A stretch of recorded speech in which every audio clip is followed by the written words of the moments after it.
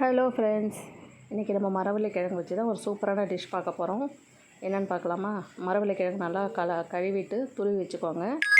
அடுத்தது அரிசி உளுந்து நல்லா கழுவிட்டு ஊற வச்சு கழுவி எடுத்து வச்சாச்சு. இப்போ ஜாரில் பார்த்திங்கன்னா சோம்பு, காஞ்ச மிளகா காரத்துக்கு ஏற்ற மாதிரி போட்டுக்கோங்க. அடுத்தது பார்த்திங்கன்னா நம்ம ஊற வச்சோம் இல்லைங்களா அரிசி உளுந்து, அதை நம்ம போட்டுக்கலாம். போட்டுக்கிட்டு கொரகொரப்பாக அரைச்சிக்கோங்க.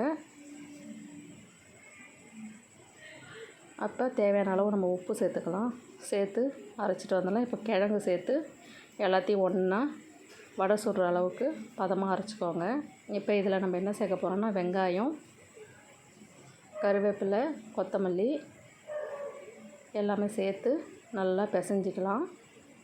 நல்லா கலந்து வச்சுக்கிட்டு இப்போ நம்ம எல்லாத்தையும் போட்டு நல்லா கலந்து வச்சுக்கலாங்க.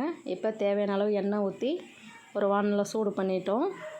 இப்போ வடை சைஸுக்கு சின்ன சின்னதாக தட்டி போட்டு எடுத்தோன்னா சுவையான சூப்பரான ஒரு ஈவினிங் ஸ்நாக்ஸ் மரவள்ளி கிழங்கு வடை ரெடிங்க.